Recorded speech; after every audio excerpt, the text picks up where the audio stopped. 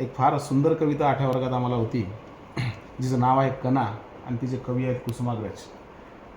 जीवनामध्ये कितीही वाईट प्रसंग आले तर त्या कवितेतून खूप काही शिकण्यासारखं आहे आणि जीवनामध्ये कधीही हार मानू नये असं शिकवणारी एक कविता ती म्हणजे कणा.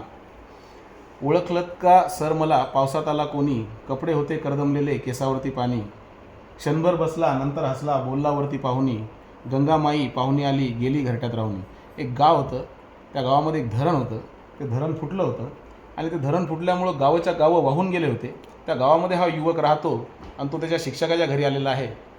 क्षणभर बसला नंतर हसला बोललावरती पाहुणी, गंगामाई पाहुणी आली गेली घरट्यात राहुनी.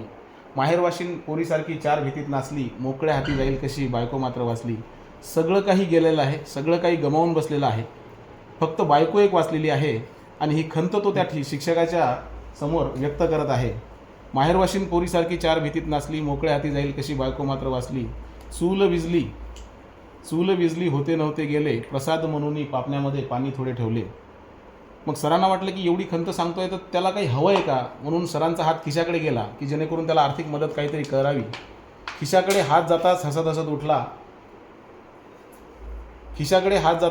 हसत उठला, पैसे नको सर जरा एकटेपणा वाटला.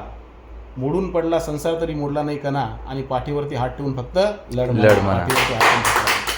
तर या ठिकाणी सरांकडून त्याला फक्त एक आधार हवा होता सरांकडून, की तू लढू शकतो, तू परत जग जिंकू शकतो, तू फक्त कर आणि लढ. धन्यवाद.